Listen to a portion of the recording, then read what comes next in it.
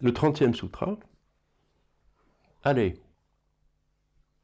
Énumération des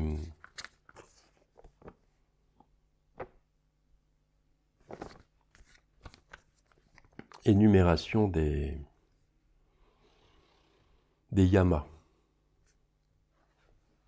Ahimsa, Satya, Asteya, Brahmacharya, Aparigraha, Yamaha.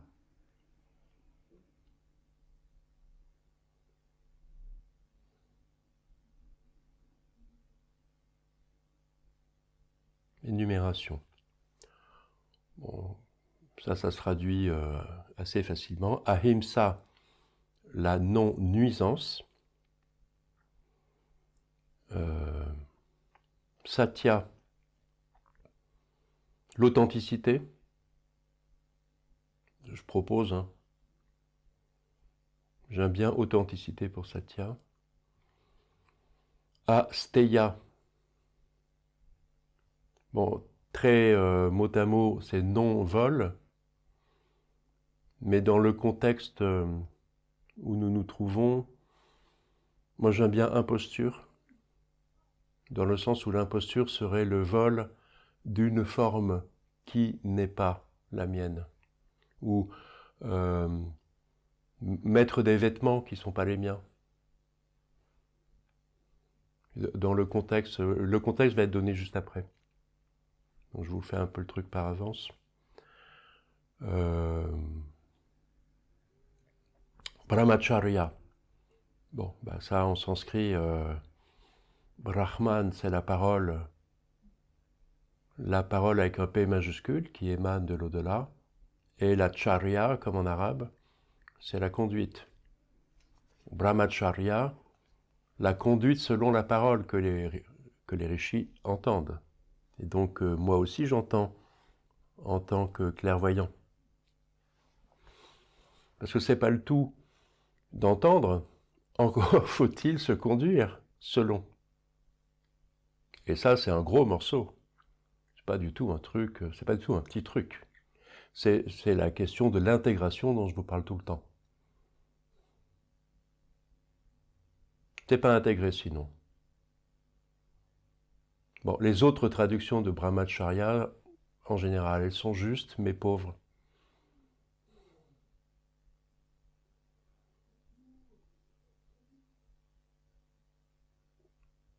Brahman, la parole, Charya, la conduite.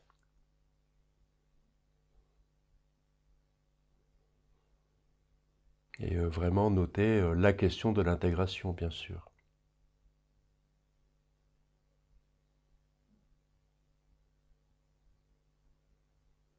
Aparigraha. On entend bien le graha de agripper. Non saisir. Tu veux dire un truc, Philippe? Oui, non, le grab. En anglais, grab. Grab. Agripper chez nous. Donc, si vous voulez, à la place de aparigraha, nous on dit trivialement lâcher prise. Hein. Mais vous retrouvez les questions de Abhyasa Vairagya, forcément, c'est-à-dire de l'engagement. Ce que, dès le début de l'enseignement, on ne vous dit pas engagement, là, on vous dit nirodha, hein, n'oubliez pas. On vous dit nirodha et tout de suite après, on vous dit ce qu'on entend par nirodha, c'est répéter, détaché de toute attente. Et alors là, bah, ça devient aparigraha.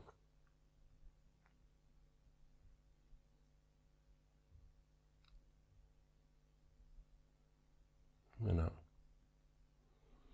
Rien de nouveau sous le soleil, sauf qu'avec la question de la nuisance, de l'authenticité et tout ça, il y a quelque chose qui va devenir plus concret. Et là, il est bizarre le 31e sutra. Quand elles ne sont pas limitées par la naissance, le lieu, le temps, les circonstances qu'elles concernent toute la terre, c'est le grand vœu. Ça, c'est une info.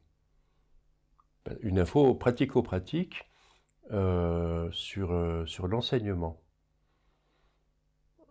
on vous parle d'un grand vœu, donc d'un engagement absolu, un engagement très puissant en tout cas, et on vous dit cet engagement très puissant, il va être possible quand il n'y a pas de limitation par la naissance, le lieu, le temps, les circonstances. Et là, on vous dresse un cadre, le cadre des limitations, et on vous le nomme à propos d'une question de la naissance, en fait, qui pour nous est très très connue parce que c'est ce qu'on appelle nous les questions existentielles en fait. Et que moi, pour rigoler, j'appelle les questions amour, gloire et beauté. Vous voyez, pour rigoler, je dis toujours ça. La question de la naissance, c'est ça. La question de la naissance, c'est ce sentiment de ne pas être à la bonne place en tant qu'humain et d'avoir à trouver ma place. Et même pour dire les choses encore plus fortement que ça et un peu sortir du cadre de juste la question de la naissance, c'est que c'est un peu comme, vous savez, l'humain comme s'il n'était pas fini et qu'il avait à devenir humain. Ce dont je vous ai déjà montré à quel point les animaux n'ont pas ce genre de problème, vous voyez. Vous avez encore jamais vu une vache dans son pré qui n'est pas vache et qui aurait à fournir un travail pour devenir une vache. Les vaches sont déjà des vaches. Et d'ailleurs, les vaches ne deviennent pas un vache. Vous voyez, les animaux ne deviennent pas monstrueux comme les humains sont capables de l'être en devenant inhumains. C'est-à-dire en ne devenant pas humains. Donc voilà le truc. Donc ce qu'on vous pose là, c'est ce que notre monde à nous, la psychologie, mais même les religions anciennes, chrétiennes et tout ça, l'existence humaine n'est pas finie, elle est à finir pour l'humain. Donc pour dire les choses très très trivialement, c'est ce où vais-je dans quelle étagère qui nous turlupine si puissamment dans l'enfance et l'adolescence. Après ça, la question est réglée. Vous voyez, on perd de vue cette question existentielle si précieuse parce qu'elle fait un désir, quoi, un manque. Il y a un manque, alors il y a un désir de combler. Tout le rituel védique vient de là. Hein. Pourquoi on fait de la magie? Pourquoi on fait du chamanisme? Parce que il y a un manque, il y a un désir de combler le manque, un désir de devenir. Quand elles ne sont pas limitées par la naissance, le lieu, le temps, les circonstances, qu'elles concernent toute la terre, c'est le grand vœu. À propos des maîtrises, à propos des yamas. Et ce que j'allais vous dire, quand je me suis interrompu, ce que j'allais vous dire et qui colle parfaitement, c'est que malheureusement, en devenant adulte, on remplit une fonction, on se met à remplir une fonction dans la société, et c'en est un peu fini de nos questions existentielles qui sont si précieuses puisque à l'origine du désir de vérité. Tout à coup, adulte, on devient employé de bureau,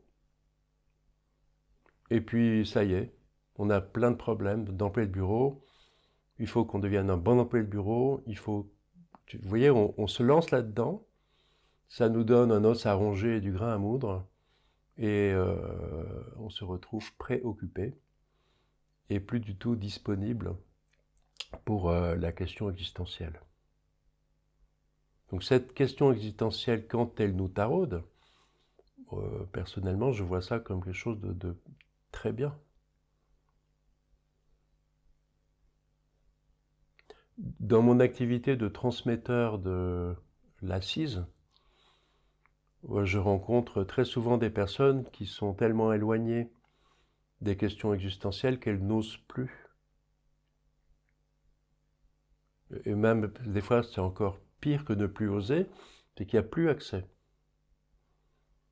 Et ça peut mettre plusieurs années à retrouver une relation avec l'incertitude, une certaine forme de déséquilibre et donc de funambulisme. Vous voyez, si vous vous sentez en devenir incertain et déséquilibré, c'est que vous êtes humain, alors vous devenez funambule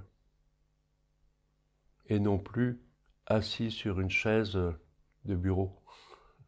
Mais le passage entre... Vous voyez, c'est un peu grossier ce que je raconte, mais c'est très vrai. Enfin, moi, je le vérifie sans arrêt dans mes rencontres. C'est-à-dire qu'entre la chaise du bureau et le funambule, qui risque de chuter dans le vide à tout instant, bah, la plupart des gens, enfin, n'ont pas envie du funambulisme, en fait. Pourquoi se lancer sur un fil, tu vois, alors qu'on a déjà une chaise de bureau, quoi.